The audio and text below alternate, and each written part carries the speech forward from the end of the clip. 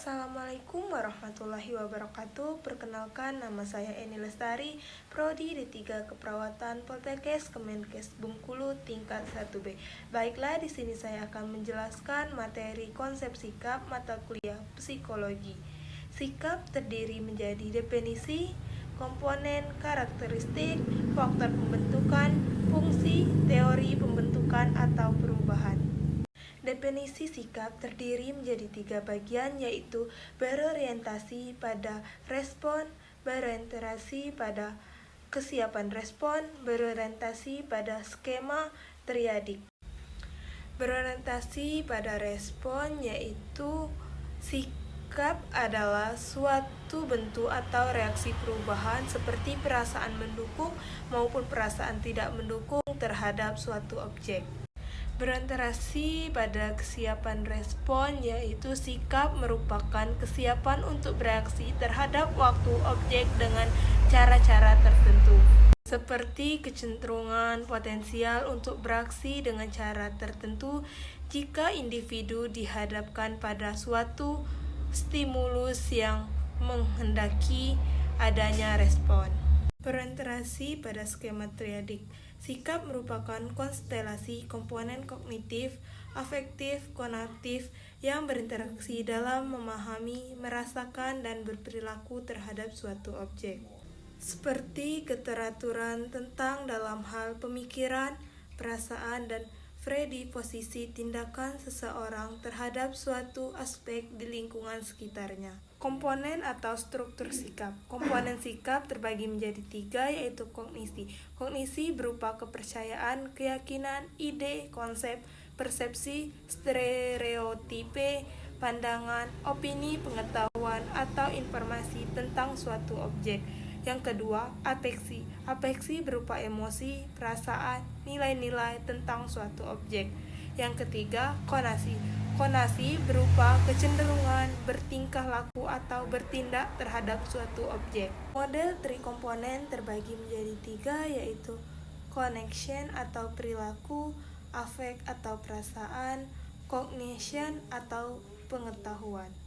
Karakteristik sikap terbagi menjadi 4, yaitu sikap disimpulkan dari cara-cara individu bertingkah laku. Yang kedua, sikap ditunjukkan mengarah kepada objek psikologis. Yang ketiga, sikap merupakan suatu yang dipelajari. Yang keempat, sikap mempengaruhi perilaku.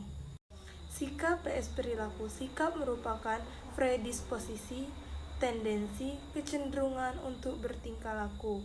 Sikap belum bisa dikatakan perilaku atau tindakan atau aktivitas.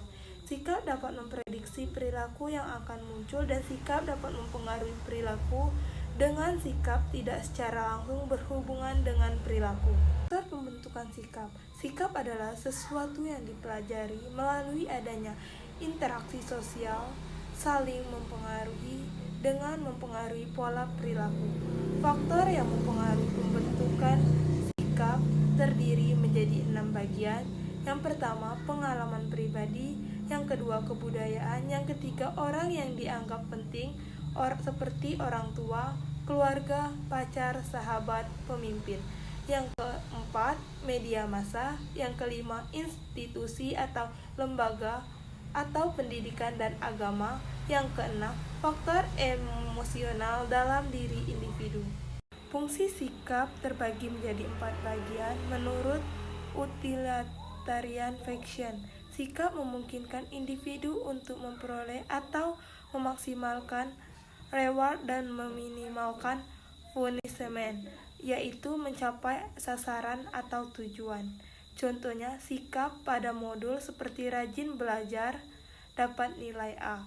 Yang kedua, knowledge function. Sikap membantu memahami lingkungan, dorongan untuk ingin mengerti, untuk memperoleh pengetahuan. Contoh, sikap pada lingkungan seperti bisa tahu atau kenal lingkungan dengan baik.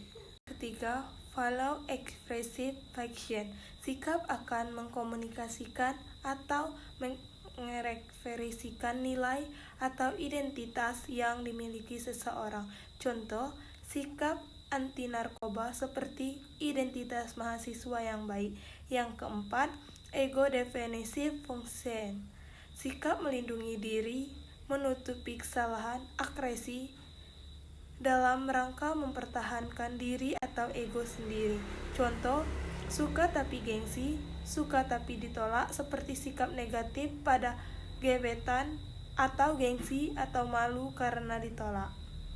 Teori-teori pembentukan dan perubahan sikap terbagi menjadi 4 bagian. Yang pertama, teori keseimbangan, teori konsistensi kognitif efektif.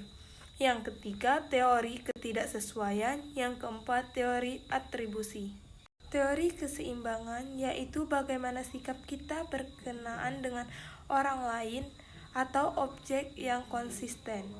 Model teori melibatkan perceiver, orang lain, objek lain atau seseorang. Ketiga elemen tersebut membentuk satu kesatuan di mana elemen tersebut dapat menghasilkan keseimbangan atau ketidakseimbangan. Teori konsistensi kognitif afektif yaitu bagaimana seseorang membuat kognitifnya sesuai dengan afektifnya atau sebaliknya. Yang kedua, jika terjadi ketidaksesuaian. Yang ketiga, kognitif diubah mengikuti afektif.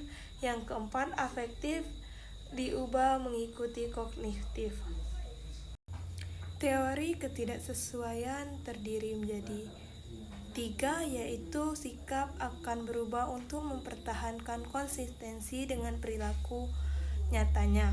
Sumber pokok inkonsistensi ada 2, yaitu akibat pengambilan keputusan, akibat perilaku yang bertentangan. Inkonsistensi merupakan mengubah sikap agar sesuai perilaku. Contoh, sikap pada si X tapi berperilaku baik dan akrab. Lama-kelamaan sikap berubah jadi agar tidak dianggap PHP oleh lingkungan sekitar. Teori atribusi yaitu berbeda dengan ahli pada umumnya. Ahli pada umumnya terdiri dari sikap berdasarkan pertimbangan kognitif dan afektif. Teori ini berpendapat sikap merupakan bukan berdasarkan peninjauan ke dalam diri, tapi kesimpulan penilaian terhadap perilaku dan persepsi situasi. Perubahan perilaku terhadap menunjukkan perubahan sikap. Contoh, perilaku tidak mencontek seperti dipuji guru, nilai tetap baik, dengan sikap pada mencontek atau tidak suka mencontek. Baiklah, itu saja materi yang bisa saya sampaikan. Lebih dan kurang saya mohon maaf. Wabillahi taufiq walhidayah. Wassalamualaikum warahmatullahi wabarakatuh.